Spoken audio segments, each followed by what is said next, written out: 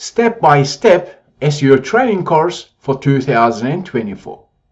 How to optimize htaccess file. In this video session, we're going to see some optimization techniques and insights for optimizing htaccess file for websites built on Apache servers.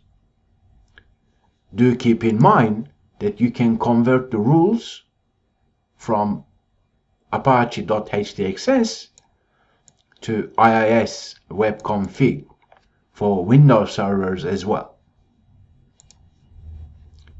So I'll show you the location of that file and a couple of tips and tricks just in case you're optimizing your own website. When you're logged into your cPanel, locate File Manager and click on it. Wherever you have installed your website, simply browse into that directory and you should see htaccess.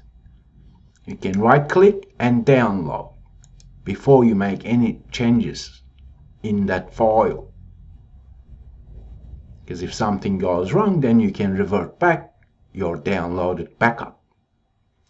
Now, if you're not seeing that file on your cPanel website installation directory, then simply press on Settings and then make sure you have Show Hidden Files checked. So first, let me show you my local copy as to htaccess file.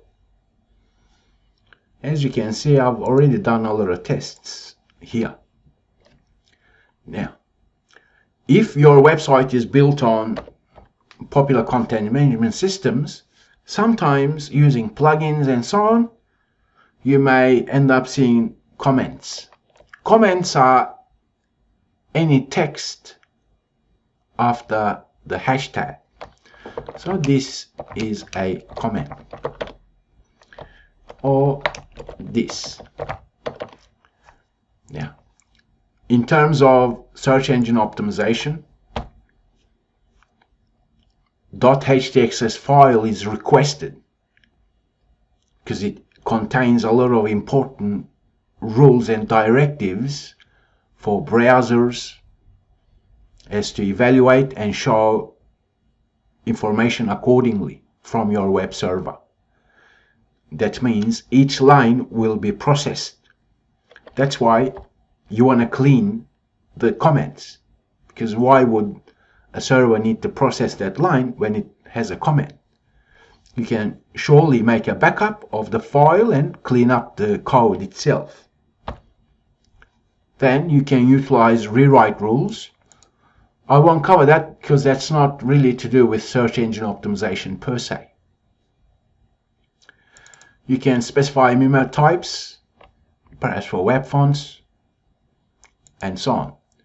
So if you're using different media types, perhaps this may be of ideal usage for you. But in terms of search engine optimization, as the tool PageSpeed Insights suggests, that we can set expiration dates for certain file types such as CSS, JavaScript, or even images. We can set long expiration date. In this example, that's 1 year. These are measured in seconds.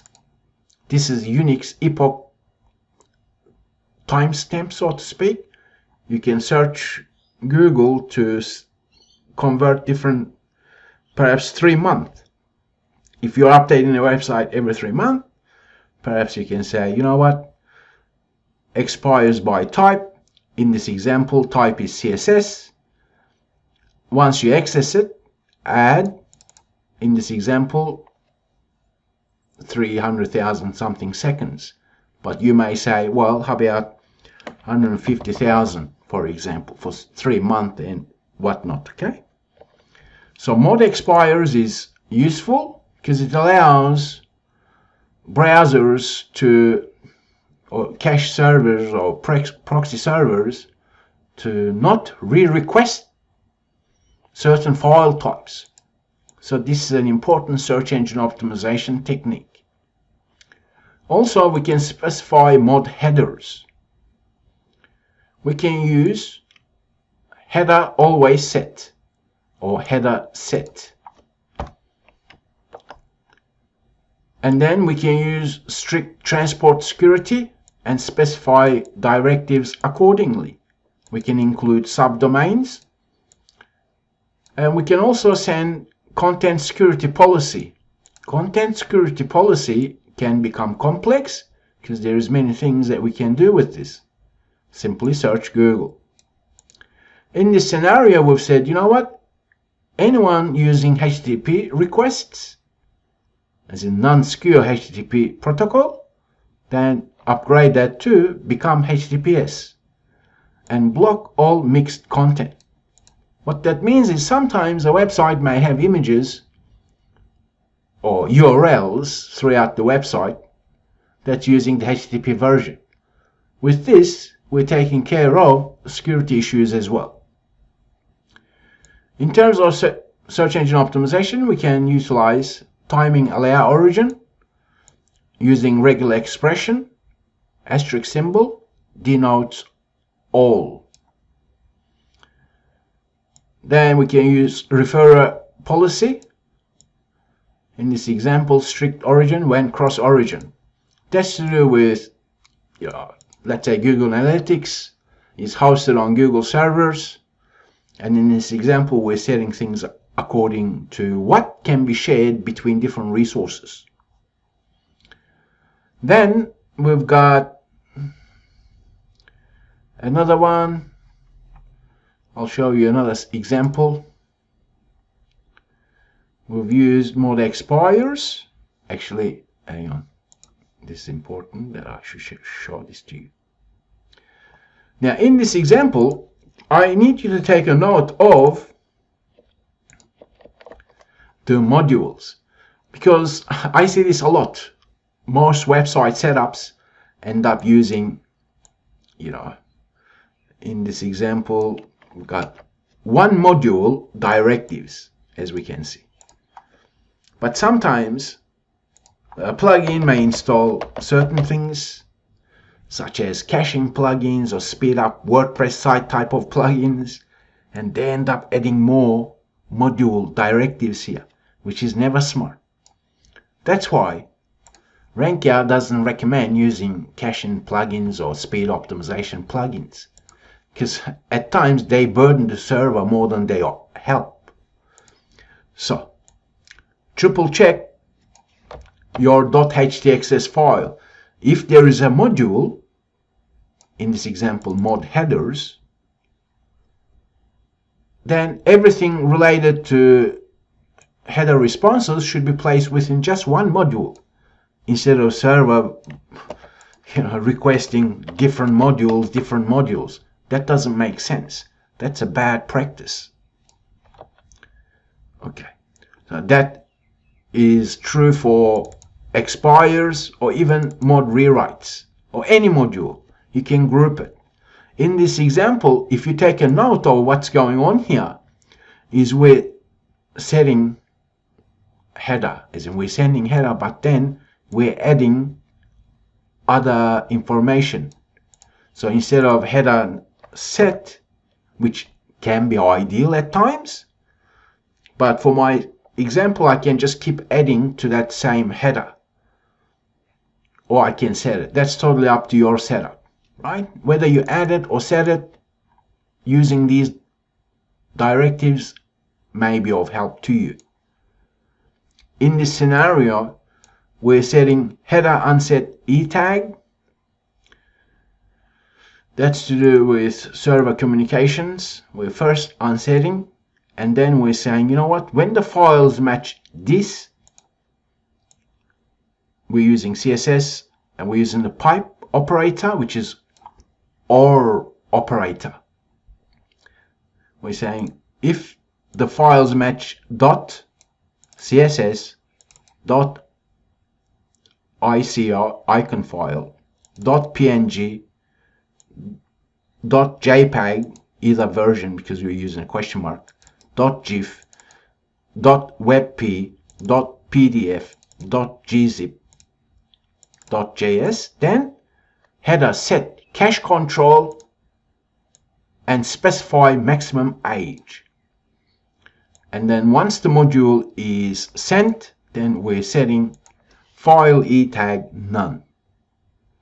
You can do much more with htaccess file, such as use modules for mod authorization core and say when the files match certain file types, required all to be denied because they should not be accessed directly.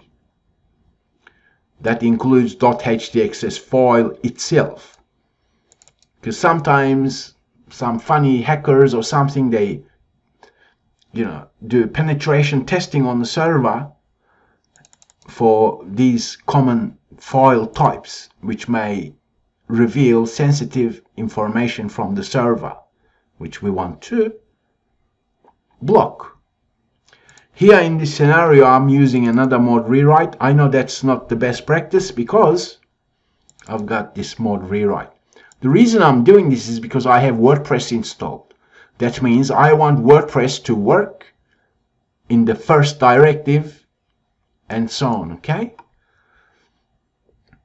But surely a better practice would be for me to move. Actually, I'll do that just to show you.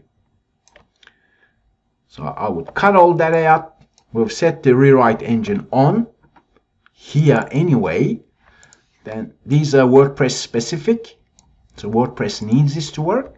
Then below that, I can just add more rewrite rules. So instead of calling 2 modules, I just call 1. In fact, I'm going to leave that there as such. Actually, before I do that, I'll leave it as such here. Here, mod rewrite can be utilized as to say, when the HTTP user agent is the common bots or website analyzers and so on, which may burden certain websites. Because if Googlebot comes to crawl a website, and at the same time someone is trying to analyze a website, and at the same time you have a lot of website visitors, that may cause issues. So then you can use mod rewrite rules for user agents. For Google Bard, you can use this. ChatGPT, you can use this. And then you can say, okay, if the user agent part of the web communication is empty, just show an empty, like request should be responded as empty and so on. Okay, so we can utilize something like this. I'll zoom in so that you see. Okay, I'm also using another mod rewrite. The reason I have these, I know it's not the best practice, is because RankYa offers website optimization services. So doing this actually helps me to optimize my valued clients' websites. Here we're using more advanced security features using mod rewrite. Here we're saying if the query string is this, or the query string contains this, or base 64 encode type of things, or query string contains script, or any SQL queries such as union, select, insert, drop, localhost. All these are common security measures as a website owner can utilize htaccess file rules to give a bit more protection. But remember, in terms of web security, there is many other methods to secure a website, and it should be an ongoing process, because if someone hacks a website, that doesn't help anyone, because Google has a long memory and it won't show, like it will de-index a website that has hacking scripts and all that stuff. Okay, so this is how you optimize htaccess file. As I've said, you begin with cleaning the code. Remove anything that has, here, as you can see, I've put some comments here, but I shouldn't have that on a live site. For the other example here, I've got, as you can see, max age, 1 year is this, 6 months is this, 3 months is this. Okay, but you can set different timestamps. So on a live server, I would then delete that code, because these are just comments that is not needed. On a live site, that's a comment. But this is not a comment, so keep that in mind, okay? As I've said, we can use mod expires, set expiration dates for certain file types. We can send mod headers. We can utilize timing allow origin. We can even set keep alive. You can read more about mod headers and SEO by simply searching Google. We can select certain file types by using files match, and then header set cache control. So we can specify cache control. In this scenario, I'm saying, okay, if the files match these, do this. And set cache control to this. But if the files match .js, because often they don't change. And .js files don't often change. So you can set long expiration dates accordingly, okay? As I've said, you can use it for security, particularly for security, or website analyzers burdening the server. This, I'll zoom in so that you see what's going on here. This is very advanced security measure, particularly for WordPress installations.